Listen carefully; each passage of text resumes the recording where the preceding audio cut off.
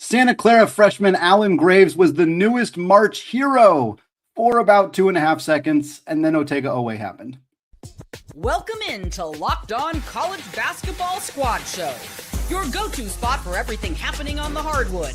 From blue blood battles to bracket busters and everything in between. Join the squad of hoops junkies as we break down the biggest stories with the boldest takes and unfiltered opinions. Because here, we don't hold back. It's the College Basketball Squad Show on the Locked On Podcast Network. Your team every day. What's up, folks? Happy Friday. Welcome into the Locked On College Basketball Squad Show. I am your host, Andy Patton, joined today by a handful of fantastic Locked On College Basketball hosts as we get into the second full day of the NCAA tournament. All this part of the Locked On Podcast Network, now the #1 sports podcasting network. Want to thank all of you for making this show your first listen or watch of the day, and remind you today's episode is brought to you by FanDuel. Folks, you can turn your energy into even bigger potential wins with a college basketball parlay profit boost. Just head to FanDuel.com to get started.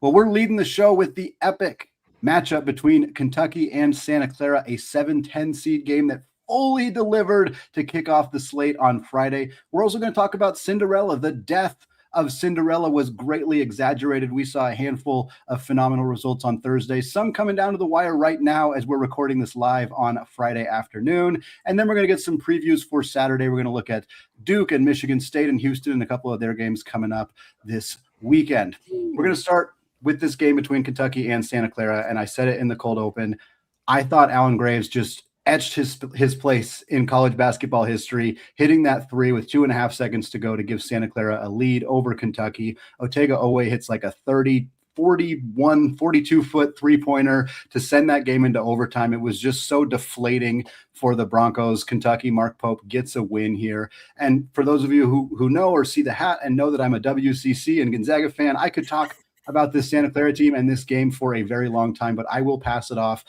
What was our initial reaction? Do we think this is a game going to top this in terms of just excitement and intrigue down the stretch? Because this was a phenomenal basketball game.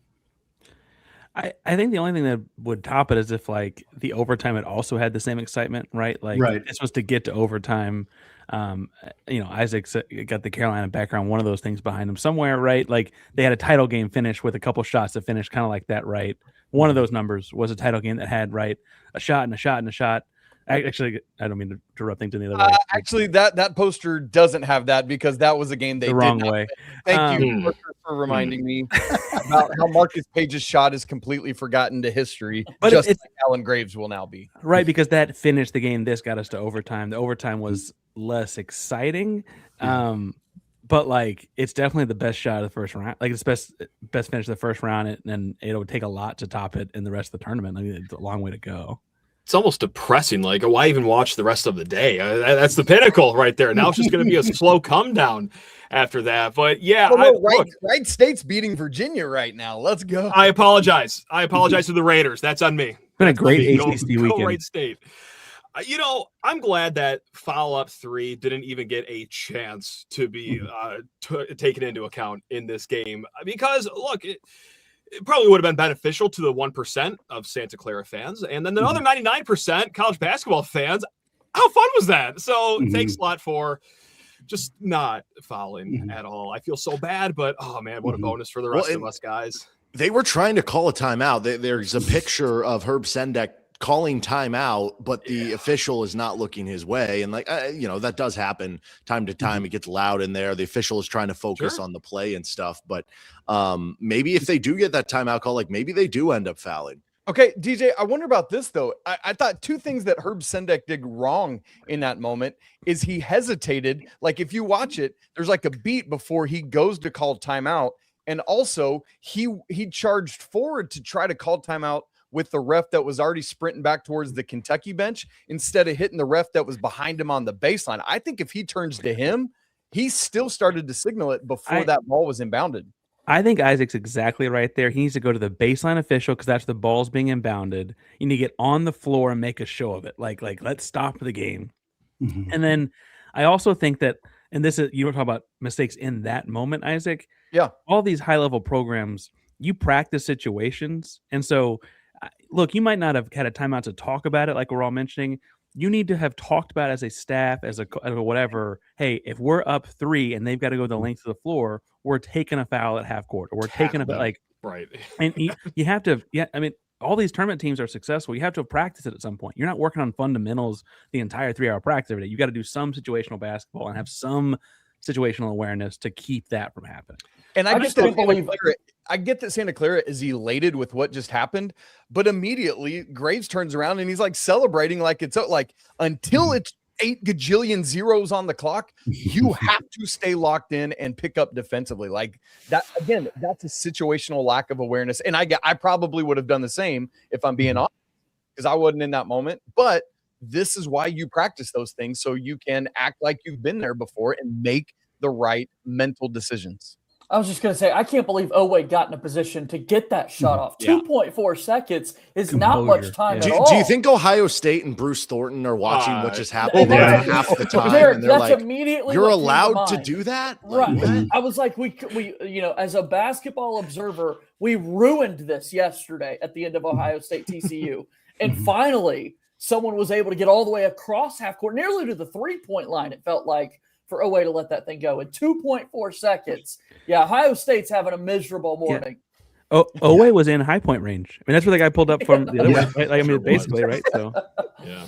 I mean, that was like not far from where Jalen Suggs hit that shot a few years ago, and I think he did that in like 3.5 seconds. Like the fact that Oweh got there in 2.5 is just insane. And again, like if Graves had turned around immediately to defend, what probably would have happened, considering how this game went, is Alan Graves would have tried to get in Otega Oweh's way. He probably would have fouled him. That would have been bad because he would have fouled out. But then Kentucky would have had to inbound the ball with like 1.5 seconds left at half court. Like they may not have gotten a better look off of that. Like that may have been a game-winning move had that happened. You at least set up a defense, right? You put a 7-footer on the ball. You make them chuck a bad pass. You make them run something. Like this was glorified. We're taking advantage of you dancing, right? Like I mean, it was not a good look. Andy, to your point, we have a comment from Rip Snort. I don't know how to say that. Who literally said Santa Clara got Suggsed.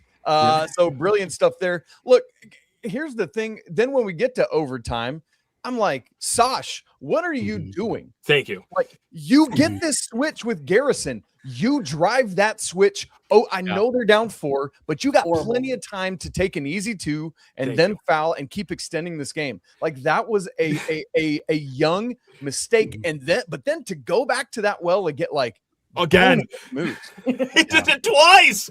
I couldn't believe it. I mean, not only was fouling 90 feet away from the basket just a dynamite way to start overtime, which ended up, I'll be darned, being a good foul. He did miss both free throws, but man, the back-to-back try to shoot the 3 over Garrison play, Santa Clara, we lost our cool. I'm sorry to boil it down to something so simple as that cliche, but we lost our head, guys. Oh no, Broncos. So sad.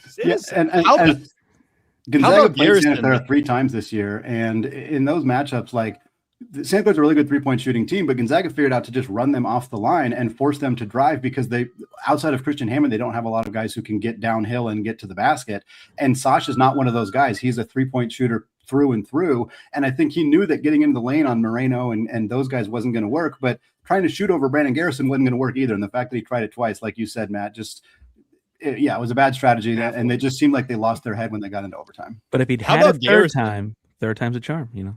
How about Garrison, though? Down the stretch of that game, he gets a 4th foul with 7 minutes left, I think, and then to not foul down the stretch, stay in the game, and then even though it was stupid to keep chucking shots over him, he made the plays down the stretch, got Kentucky in transition a couple times. He's a big part, alongside Otega Oweh, of the reason why Kentucky won that game.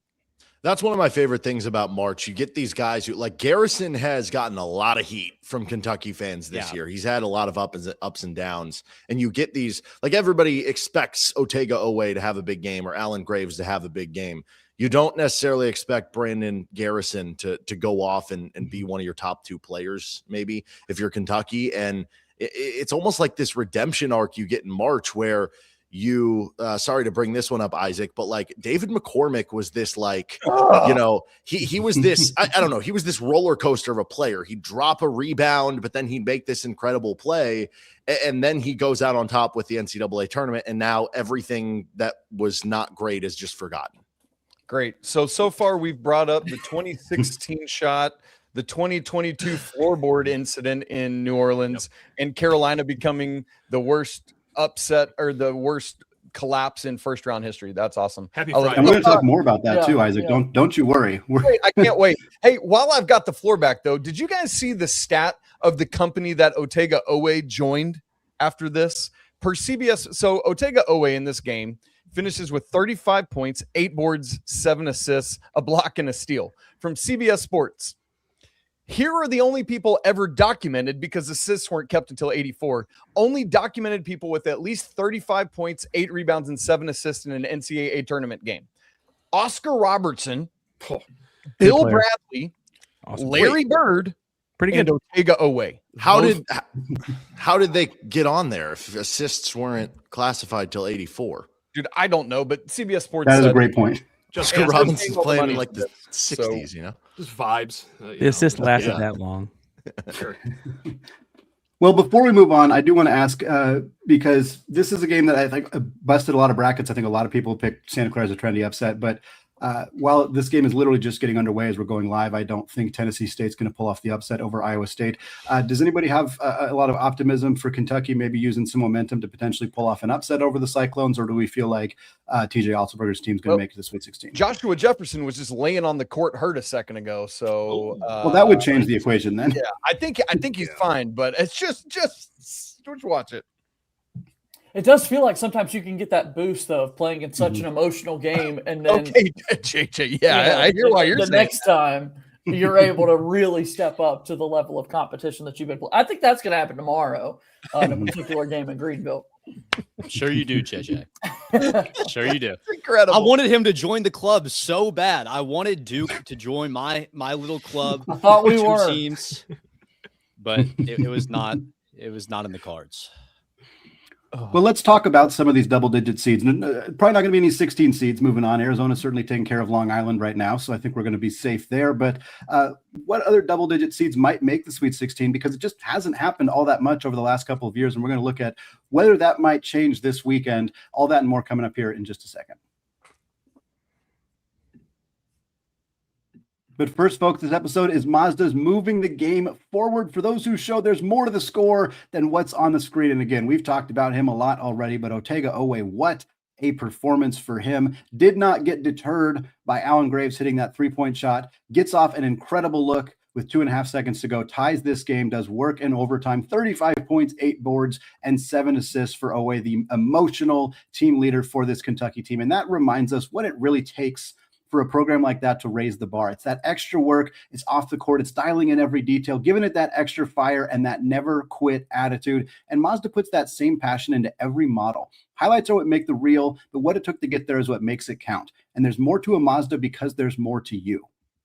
Today's episode is also brought to you by FanDuel. College basketball is nonstop. It's here. It's March. We got big games, tight spreads, momentum swings every single night, every minute of every game. It feels like, from those early tip-offs all the way to those late night shootouts tonight, there's always action on the board. And now FanDuel is giving you a way to turn that energy into even bigger potential wins with a college basketball parlay profit boost. You can build any college hoops parlay you want. You can take your classic 12-5 upsets. You can get really spicy with some 15-2 or 14-3 upsets. You can go with the favorites. You can take some player props, whatever you want to do, however you see this tournament playing out. And you can apply the profit boost and instantly bump up your potential payout. For Saturday, we got a couple lines here. Vanderbilt, 1.5-point favorites over Nebraska. We'll see if Fred Hoiberg's team can get win number 2 for the Huskers.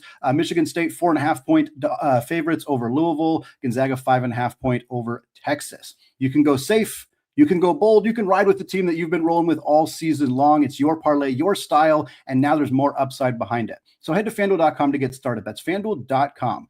FanDuel, play your game. Folks, if you want to get more involved right now, you can join the Everydayer Club. And if you use code MARCH, you'll get your first month free. Again, you get ad-free versions of the show. You get access to people on Discord as well. Join at lockedoncollegebasketball.supercast.com or tap the link in the show notes. Folks, one of the big storylines last year, the potential death of Cinderella. There was concern about NIL and the transfer portal and this era of college basketball being so financially driven that we weren't going to see as many of these 14-3 upsets and 11 seeds getting to the Sweet 16, Elite 8, Final Four, whatever it may be. And last year's incredibly chalky bracket certainly added fuel to that fire and that conversation. And while we're, only not even halfway through day 2 of this tournament, we've already seen more upsets this year, or at least about the same number of upsets this year as we did all of last year. And I think in the first round. Yeah, we'll see how that continues going into the Sweet 16 and into the Elite 8. But we had High Point over Wisconsin, their first win ever over a high major team in their entire history, and they do it in the big dance. Incredible game there. VCU over North Carolina. Tar Heels blowing that 19-point lead, Isaac. We're not going to escape that, unfortunately. And then number 9 seed St. Louis. I know they're not a double-digit seed, but they are a mid-major team, and they slaughtered Georgia. Folks, 102-77 was the final score here, and it's worth pointing out that Georgia went on a 17-2 run to close this game. It was a 40-point game at one point in favor of the Billikens. Really fun one there, unless you are a fan of the Georgia Bulldogs. But now kind of want to look ahead. What potential double-digit seeds will we see in the Sweet 16? Because there's been just one in each of the last 3 tournaments.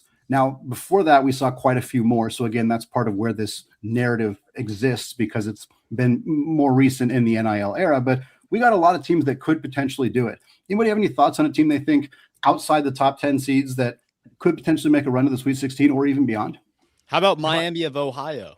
Yes. Oh, why don't we talk about it? Texas, they played in Dayton. I know Miami, they played in Dayton as well, typically, or at least this year. But historically, teams that do play in Dayton have a little bit of momentum going into their first round game. Let's look at Wright State in Virginia, though. I know that game's happening right now. If Wright State is somehow able to beat Virginia, Miami of Ohio goes over Tennessee later today, and we're seeing a Wright State versus Miami of Ohio round of 32 game to go to Sweet 16. Yeah, who's going to say the Cinderella's dead then, right? So I actually really do like Miami of Ohio. I know the whole conversation, all the rhetoric surrounding that team throughout the course of this year. I've been hot on them all season long. I don't care about quad 1 wins. As High Point's coach said, they won't play us. They didn't play Miami of Ohio. And then Miami of Ohio beat an SMU team that shouldn't have even made it into the tournament. That's a story for another day. But if they're able to get through Tennessee, I think the Redhawks have a really good shot. You mentioned the High Point coach and how they weren't able to play these quad 1 games necessarily either. I should stress, I think Arkansas is one of the best players in America in Darius Acuff, and this is not a shot at that, but the way they play is primed to upset, because these are 1-game samples and they shoot a bunch of threes. And if it's a hot day, it doesn't really matter who the other team is at that point. Now, it could also go completely the opposite direction, but they're a 12 seed. We've seen 12 feet 5s before, and playing a 4 in Arkansas is not a whole lot different. Obviously, Acuff's great, but if High Point gets a bunch of threes on the board, it makes Would anybody be shocked if John Calipari lost to a hot shooting mid-major team? I mean, it's not like this story hasn't been told time and time and time again. Are you referencing something specific? Or?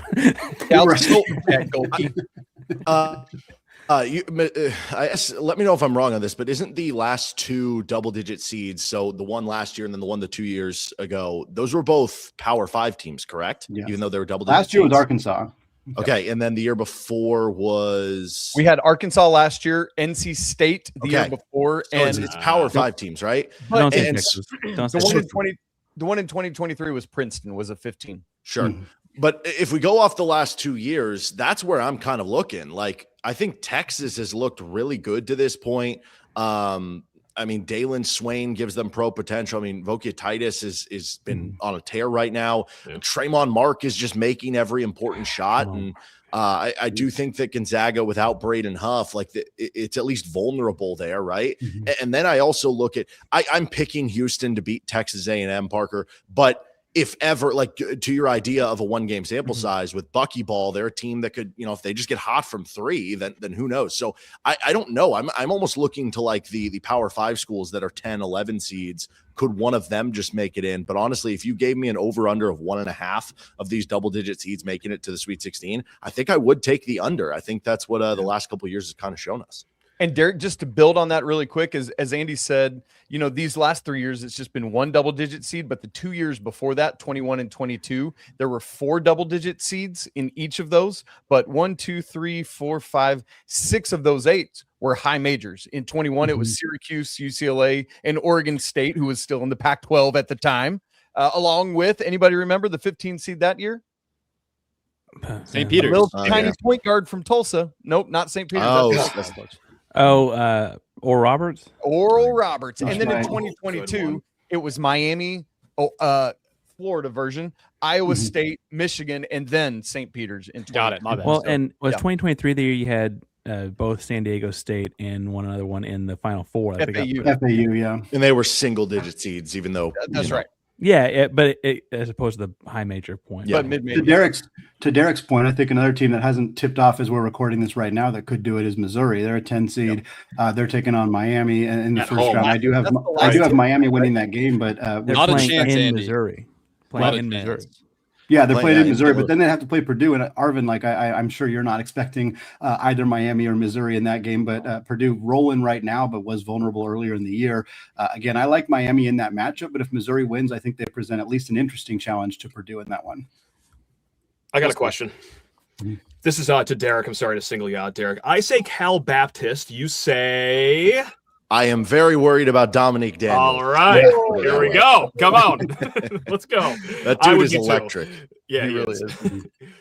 I'm And to feeling- Derek's point, sorry, I was going to say Texas is a massive threat to Gonzaga. To pretend I'm anything other than absolutely terrified of the fact that Sean Miller has beat Mark Few multiple times, the fact that they don't have Braden Huff, the fact that their offense, I think their adjusted offensive efficiency was like 9th in the country when Braden Huff got hurt, and now it's like 30th. And yeah, Graham Ike cannot do it all by himself as much as he is trying to just carry this team, Greg Jennings style, to the Sweet 16. I'm a little worried this Texas team has got enough juice to take him down. I think that's quite honestly my probably top pick among all of the double-digit seeds to make the Sweet 16, just because, again, I don't like A&M versus Houston very much. I think High Point could do it. I think VCU maybe, but Illinois looked so good in that first game. Like it just feels like it's going to be Texas, maybe Missouri. I'm not sure if we're going to see any other ones.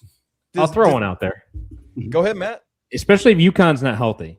Mhm. UCF could take out UCLA today. Mhm. And they could be a team that could give UConn some troubles if Mhm. they don't get their things together. Matt, do we have an update on Demery? Yeah, he's questionable per Dan Hurley. He released on social media that he was going to be good to go, which Dan Hurley was looking around like, he said, what? Because I'm putting it down as questionable on the shade. That's how the press conference went. And then he asked, we've got some other guys injured. Maybe I should go ask Silas if they're going to be ready to go or not. So I think Hurley's got to deal with how they communicate some injury news. But I don't know. TBD. We'll see. If he is playing, I don't think he's going to be his full minute rotation. And he's so important to UConn's defense that if he's not healthy and he's not able to play into the second round, that UConn's vulnerable for sure. Can I say that I think that uplift from a season ago? I know, Isaac, we've talked about this in the past. It's because of Silas Demery Jr. and what he's brought defensively. That's coming over from Georgia. Go ahead, Nate. Can I just say that I think that UCF, who kind of fell to a 10 seed because they struggled down the stretch, beating an injured UCLA team and then a potentially injured UConn team to be our double-digit team is maybe the least sexy Cinderella team like in the history of college like that. Like, I think you're right that could happen, but man, that just would be such a letdown of like, oh, this like High Point doing it would be awesome. Cal Baptist doing it would be awesome. They've got UCF a fun, tiny guard. Yeah, with no disrespect to Johnny Dawkins and UCF, like that would not be fun at all. Well, they beat some good teams. To Andy's point, like we haven't seen it yet, but Donovan Dent is apparently good to go. But earlier this week, Mick Cronin was like, dude, I think Bilodeau's going to need a couple more days. So we're going to wait and see tonight. Also, for all the Nebraska talk about them getting their first win, hello, UCF. They've only got one NCAA tournament win all time themselves. And so we'll see if they can. Should have had two. Almost Should have had two. Yeah, Should have had two. Taco Fall. Oh, JJ, they should have had two. JJ, where was your heart at that moment as Aubrey was trying to tip that ball? Yeah, there was, no readings on it. It was just total shock and unbelievable. Like, the brotherhood of it all that's tied into everything. Mhm. And but Zion and those guys prevailed, fortunately, until they saw until the fighting match. Not for long, Yeah. though. Good times. Well, speaking of Duke, let's take a look at this team. Obviously, this near loss to Siena. Again, it doesn't count. They still won. They still advanced, but obviously some questions about this team and kind of whether they're going to right the ship coming into their next matchups, especially with the injuries still a situation for them. We're going to talk about that. Some previews of some other games coming up on Saturday. All that coming up here in just a second. But first, folks, you wouldn't show up on game day without having a plan, and you wouldn't show up on a job without all the right parts. And that's why putting Supply House in your starting lineup is always the right call. Here are the stats: 300,000 plumbing, HVAC, and electrical products, 500 tried and true brands, and 90% of the country is in the 1 to 2 day delivery zone. And if you need a last minute coupling, a compressor, or a press tool, they've got it, and they'll get it to you quickly. They are clutch. If you're a pro in the trades, you can join the MVP of rewards programs and become a trade master. Pros get exclusive member-only pricing, priority shipping, industry-leading customer service, and it's all absolutely free. So visit supplyhouse.com/TM to learn more about becoming a trade master. Use promo code SH5College for 5% off your first order. That's supplyhouse.com, promo code SH5College. Supply House. Real people, real service. Today's episode is also brought to you by Robinhood. What if sports were traded like markets? Now you can put your sports IQ to work in real time with Robinhood prediction markets. It's not you against the house. It's you participating in a live market. You can buy or sell your positions live all game long. Use your sports knowledge in the moments that matter. Robinhood prediction markets changes the game. It's people moving the action, so when momentum shifts, you can move with it. I always knew the game, but I never had a dynamic way to apply that knowledge. Now I can actually take part live in a market powered by the people. You're no longer just a spectator. Play by play, you decide. Trade every play with Robinhood. Now available across the U.S. Download the Robinhood app now to begin. Futures and cleared swaps trading involves significant risk and is not appropriate for everyone. Event contracts are offered by Robinhood Derivatives, LLC, a registered futures commission merchant and swap firm.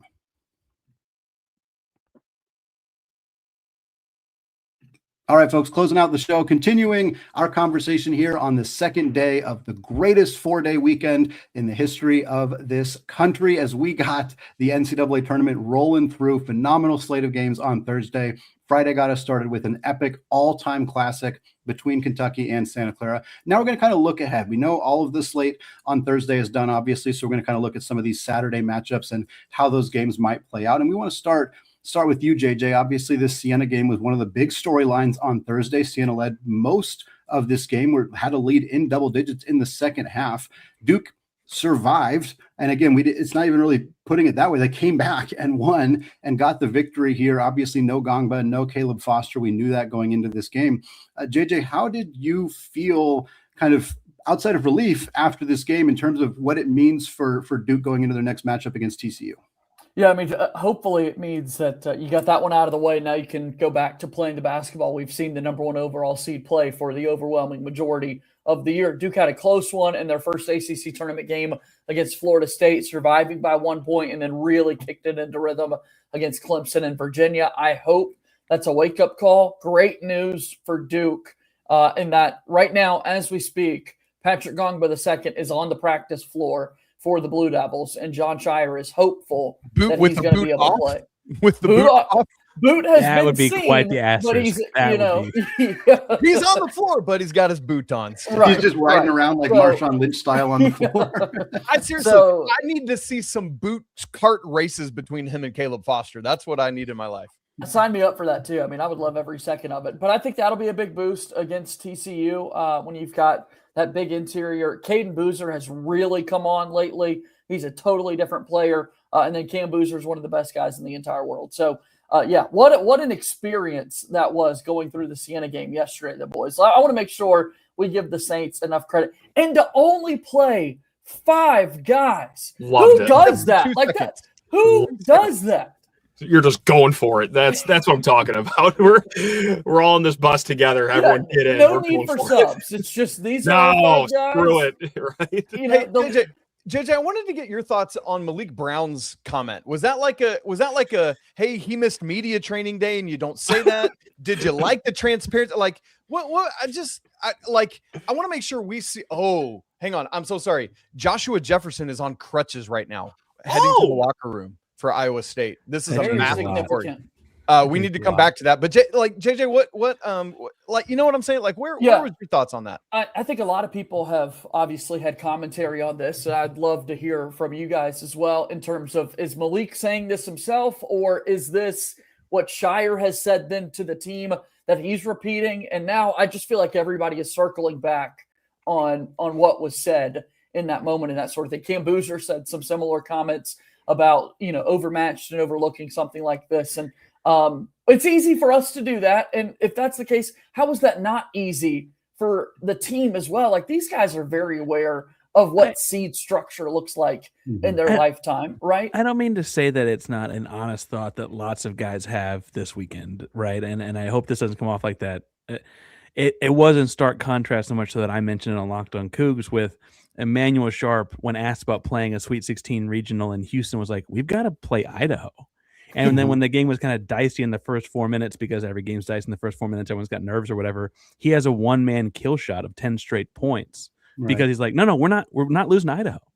And he's a senior. He's been around Houston for a long time. And there's a difference there too, right? And like, I did think that while it is an honest moment that he just caught on camera because he's a college kid talking to the camera, right? Like, it's not something that I think is quite as part of what makes these high-end athletes is that they can separate that, right? Like, that's I think what makes the best. But it was the contrast of that happening all within the same 24 hours was pretty strong to me. Right. I think the mid-major teams, like, they, in order to ever pull a game off like this, they have to really truly believe and not just be trying to convince themselves that they can win. Like, they have to truly believe that they can. And the coaches, I mean, part of the reason you see coaches, obviously a coach who can lead a mid-major team to a win in the tournament is probably just a good X's and O's coach generally. But part of the reason you see those coaches get poached is because they have found a way to convince their team to believe capably that they can win, and coming off of, this Gonzaga Kennesaw State game that I was at, I got to speak with the coach before the game, and like, you could tell, like, he believed it. He believed his team was capable and his players believed it. And after the game, they were so emotional that they were like, the emotion that came from these players kind of felt almost like they were surprised they lost. And I was like, I think you need to have that. Like, I think you need to feel like we truly, like, it wasn't like, oh, darn, we gave it our best shot. Like, and I didn't feel that from the Siena players either. Like, I'm sure they were proud of how they played, but like, their goal was to win the game and they didn't accomplish their goal. And I think when you're a high major program or a player or a coach, and you're not going into that game knowing that the other team is going to give you everything they got, like, that's where you become vulnerable. And that's where I think, like, Malik Brown said it out loud, but like, I think that again, it's maybe not permeating across every team in every high major program or even every Duke player necessarily, but it's a narrative that will catch you. Like, it will catch you because those teams and those coaches at those levels, they believe they can beat you with their full heart. And if you don't believe that they can, you're going to get got. Yeah, they were trying to ride every momentum swing throughout the course of that game. And just fortunately, Duke was able to rely on the Boozer twins to get them back going in the second half. And Isaiah had some big run out dunks that were huge for Duke. And now it's, I don't have to join that 16 seed upsetting a one club. And sorry, Nick. Hey, so how you doing, Nick? Yeah. Rats. No, I hate that. But good for you. You don't have to experience what I experienced, JJ. Parker, I want to talk about this Houston, Texas A&M matchup, couple schools that are not too far away from each other. It's going to be a unique matchup of styles, and really, like, the common denominator is that Texas A&M is a unique style of basketball, and so that usually ends up being the case. They play this intense press-heavy offense or press-heavy defense. They're going up and down the floor constantly. They were able to speed up St. Mary's and frankly just out-athlete St. Mary's, which seems to be the story for the Gales pretty much every time they make the NCAA tournament. They will not be able to do that against Houston, but I'm curious kind of your thoughts on how this matchup might play out and what you think about Texas A&M going up against your Cougs here. Well, and it's interesting because I think a lot of fans that tune in March or whatever will think about, like, look, Houston had played A&M a lot recently. They played in the regular season in 23-24 at the Toyota Center. They played in the second round of the tournament in a classic game, double overtime. Ryan Elvin and Ramon Walker's on one leg at the end of that game. And Ryan Elvin's the white walk on the shoots free throws at the end of it, right? And then they actually scrimmaged somewhat ironically in a predetermined scrimmage before last season. And this is so dramatically different an A&M team from the staff to the roster. It's hard to like put that all like not out of your mind, but it's going to have nothing to do with any of that. There's no Wade Taylor or anything. It's a dramatically different style of basketball. I'm fascinated by they do a lot of out athleting, but they're also not like particularly big. Right. Mm-hmm. And so you think about like having like these big, 6'10" running around. They have none of that. And so I actually think Houston's going to do it right on the boards. A national perspective would help me here because I can't find like signature marquee wins on A&M's resume. They have a lot of wins. They've won all the games they were supposed to for sure. And that speaks to a different level of excellence. Right. But like when they play other top tier teams, the shtick here of Buckyball kind of needs a little bit more behind it. It's year one, right? He's got a lot to fix, but I think it just needs more oomph behind it, and they need a couple years of recruiting to the system, right, to build it. That's it. To your point, Parker, the only team that Texas A&M beat this year that is still in the NCAA tournament is Kentucky. And as we talked about, it took a last-minute shot to make it. They did beat Texas. And Texas. They did beat Texas. So Texas and St. Mary and Kentucky are the only teams they beat in the tournament. So, I think that is a question of can they actually beat a team at the top level of the sport? So far, they haven't proven that. Texas is a playing team, and Kentucky barely got by, right? So that's right. That's a lot. I will say a lot of people have been like, well, Houston's playing to get home or whatever. College Station's less than an hour and a half from Toyota Center as well. Like they're playing to go home figuratively. One of these teams is playing a home game. Yeah. Yeah. Mm-hmm. It's a big deal. That's a big deal. Matt, let's talk about Michigan State here. Got a fun matchup against Louisville. I think the perhaps the most trendy upset pick that we had in this entire tournament with South Florida over Louisville did not end up happening, although it ended up close. It looked like Louisville just beating the doors off of them. And then South Florida came all the way back. Louisville still survives with a 4-point win here.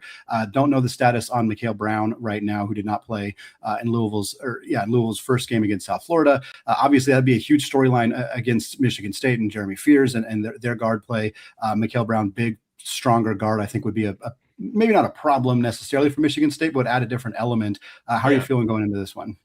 From all accounts, and this is also from a beat reporter from Michigan State who spoke with Mikel Brown in person today. He's not going to go tomorrow, but who knows? We all wake up on a Saturday morning, feel a little different, don't we? Like maybe Mikel Brown just wakes up feeling like he's got the sauce that day. But yeah, I was actually a little conflicted how to feel about this game. On one hand, Louisville plays to a fast pace. Michigan State, we enjoy a fast pace here, but they also shoot a metric butt ton of threes. That's a Ken Pom stat, actually. A metric butt ton of threes.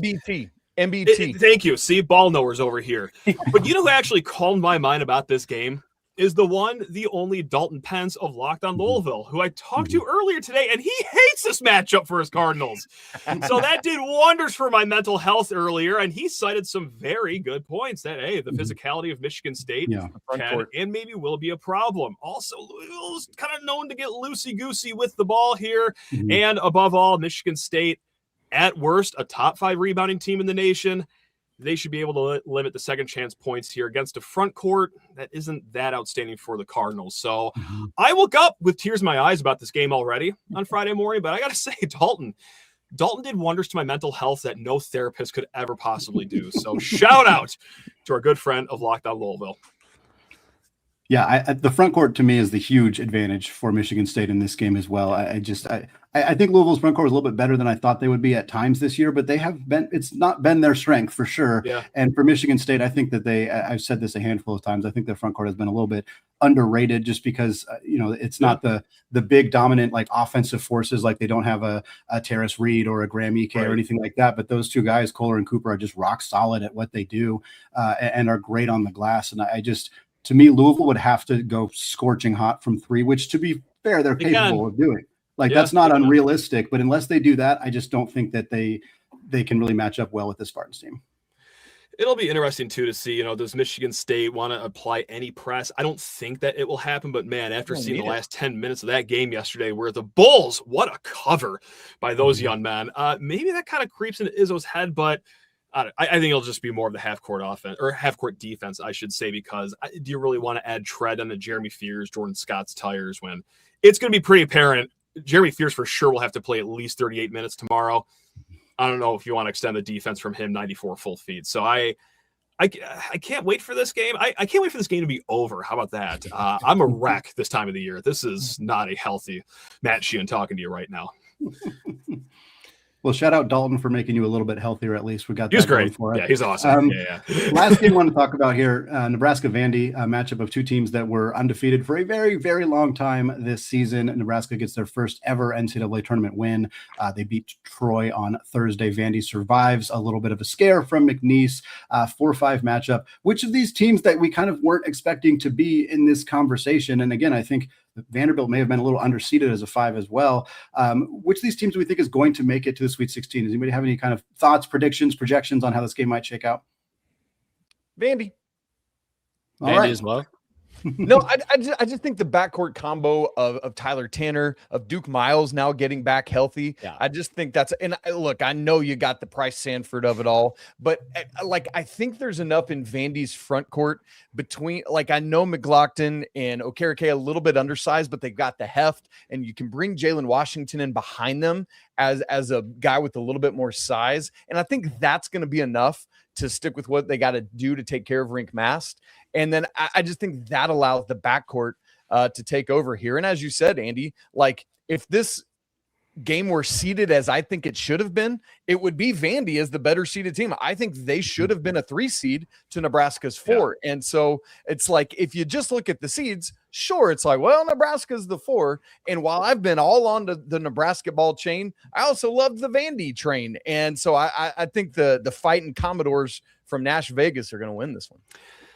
I paused for the stupidest reason. Boy, did Nebraska fans make that a raucous environment yesterday. I know that has nothing to do with the 10 players on the court, but whoa! It was to the point where everyone covering any game in Oklahoma City was talking about it. If you hear anyone, any reporter, any game that happened at Paycom that day, man, Nebraska showed up. And if you know Oklahoma City, Bricktown, the going out area there near the stadium, I'm sure that place was red. Rocking. Yeah. Rocking. Yeah. No, so it's a silly reason because Vanderbilt's more athletic than Nebraska, I think, but I don't know. Can the home court advantage of a 4 or 5 point swing make up the difference? It might. So I'm excited for this one. Well, folks, if you're listening right now live here, I'd definitely go check out the end of this Wright State Virginia game because it's a 1-point game right now with about 5.5 minutes to go. Could be a really fun potential. The first top 4 seeded team to lose if this holds. We also got Iowa State seeming to have no problem without Joshua Jefferson right now against Tennessee State. And Hofstra is up 10 on Alabama, again, for those listening live. So certainly a lot of action still to come here on Friday afternoon. Some phenomenal matchups Saturday and Sunday. Quickly. As we get this thing whittled down to 16. Yeah. Quickly, officially from Iowa State's Twitter account, Joshua Jefferson is doubtful to return to today's game with a lower leg injury. It was specifically his left. And it occurs to me in real time that assuming he can't return to action, that means we are missing 3 of the first and second team AP All-Americans from this tournament, not because they missed it, but due to injury. Obviously, Joshua Jefferson now, JT Toppin at Texas Tech, and Caleb Wilson from North Carolina. That injuries are just ruining this tournament in that regard, and it's so frustrating. And with my Big 12 hat on, I would throw in Richie Saunders and the way that changed. Absolutely. I just 100% of the top 10 players in the nation, it's 3 of them are out injured right now. Can I just ask a question? How many breaks does Michigan need exactly? Jefferson's going to be out probably. Wright State could take care of 3 seed Virginia, and Alabama's getting people arrested. Any of the top 4 seeds in that bracket want to have a full roster by the time you potentially face Michigan? Let us dream for a little bit. Good God. What's wild about Alabama's arrest is if it had been the state of Oklahoma, he'd have been fine. I right. Dandy. I know. Honestly, sometimes in the tournament, obviously you got to get the breaks. Sometimes it's about you yourself as a team getting breaks. Sometimes it's about the Red Sea just parting in front of you while Moses stands there with his arms akimbo. I mean, it's crazy. I think Dusty May planted evidence, but you know what? Yeah. Absolutely. Clip that, tweet that out. We're getting the ball rolling here. Let's go, Nick. Come on. I'm with you. Maybe some tie to the cop is a third cousin or something. Allegedly. Absolutely. Let's go. All right, folks. I think on that note, we're going to wrap it up for the squad show today and this week. We'll have another one next week, getting ready for the Sweet 16, getting into those Elite 8 matchups as well. Always fun to have these conversations with all our great hosts here. Again, we always want to say Apologies to you, Nick, and to the Lawyer family. We'll see how their game goes later tonight. Let's go Wild Popes. What a game for Mark Pope and Kentucky. Cheers to the Mick Bruins, unless they're facing Matt's UConn team. And until next time, folks, peace out. Welcome in to